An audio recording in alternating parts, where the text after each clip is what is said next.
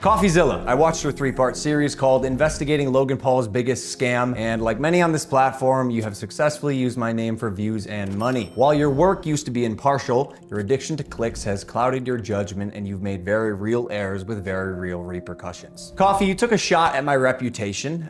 So in this video today, I'm gonna be defending myself with facts, something that you have gotten in the habit of twisting as you continue to morph from an investigator to a gossip channel. You see, Coffeezilla tried to work with law enforcement in the past, but his work was described as not anchored to truth and often speculative. He is a lopsided journalist with an agenda, and he's nothing more than the Keemstar of crypto and finance. But as opposed to just telling you, I'm gonna show you some of the core discrepancies that I caught in Coffeezilla's investigation. Coffee, you interviewed the developer who stole the game code, fled to Switzerland, and held it hostage for $1 million.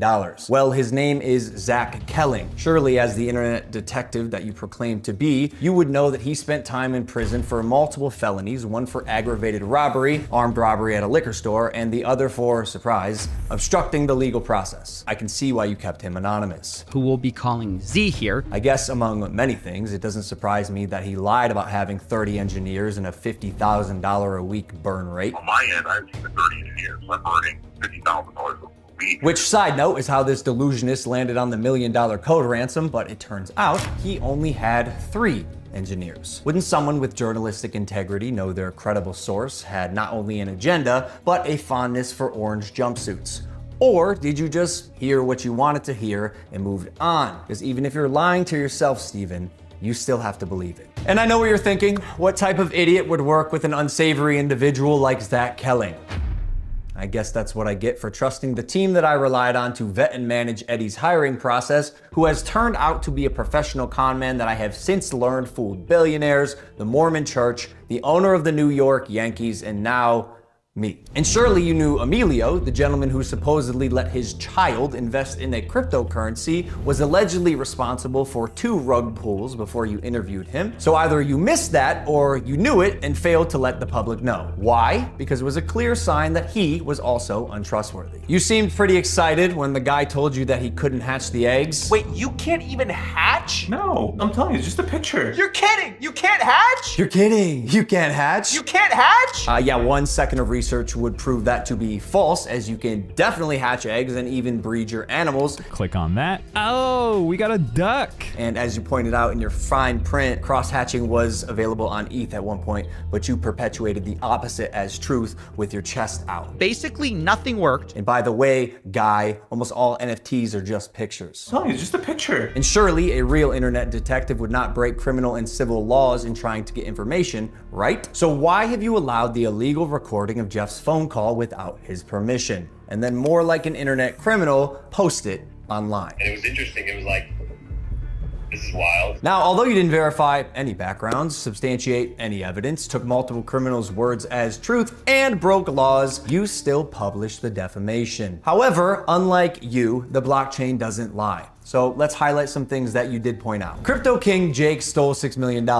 True or not, we had already removed him from the team when we realized he was a bad actor and his motives were purely financial. Conman Eddie, lead developer, stole $1.7 million. True or not, when we learned he was a bad actor as well, he was immediately removed from the team. While myself and Jeff sold nothing and made nothing as verified through investigation and the blockchain. Jeff, Logan's manager, to my knowledge, never sold. Neither did Logan Paul. I repeat, Jeff and I made no money and will never make any money on CryptoZoo. In fact, we only lost money trying to pick up the pieces. As has been the case with dozens of crypto and NFT projects, the space is unfortunately ripe for bad actors to infiltrate projects that start with even the best intentions. Jake the Snake is no longer affiliated with CryptoZoo, and we hope the money he reappropriated was worth ruining his reputation. Conman Eddie is being investigated by a higher authority that I cannot speak on. As you can imagine, I was not cleared from legal to discuss much of this, including the legal process being undertaken and the criminal investigations going on during the fallout, but I do appreciate you calling out that rats under my nose stole the game code, millions of dollars, and left Jeff and I abandoned with no team and knives in our back. But even after 12 months of work, you've still managed to overlook one crucial piece of information. See, even though I've said it's coming so many times, you've assumed that CryptoZoo isn't being made. Who are you to decide when the development timeline ends? I got everything stolen from me in our community, stopped promoting publicly as soon as I knew the extent of the internal issues, took all of the heat on social, and you still published a defamatory hit piece fully knowing I was innocent just so you could enrich yourself in your $10 million studio. Sharp, but deeply unethical, dangerously misleading, and illegal. I suggest you use the money you got from pumping your Patreon to hire a good lawyer. You're gonna need it. And maybe we could have talked about this if you had reached out to me, personally. Not my manager, Jeff, who is not me, Steven, but the first time you did was on Christmas Eve after you released your series so you could rely on false statements and unreliable people used recklessly. The subject line was third request for comment. Yeah, not quite. This will be my third time reaching out to you and your team. The first 2 times were through your manager, Jeff. The first 2 times were through your manager, Jeff. Okay, so the last time on Christmas Eve, after the fact, was to me. You have a funny way of twisting things. And I also noticed you left out that part on Twitter. Why hide that? Trust me, CryptoZoo is coming. I will make damn sure of it. And honestly, it sucks that after years of personal reform, going through trials and tribulations and busting my ass to evolve into a person that I can say I'm actually proud of, you led the charge to drive and monetize a narrative telling millions of people that I'm a fraud or I tried to scam my audience. That is patently false. This video is mainly for my fans and anyone who's on the fence that I hope I can help understand a situation that is tremendously complex but has been oversimplified for both views and clicks. And lastly, CoffeeZilla. I now know your motives with this. Clout and money, good for you, but also you're slimy as f.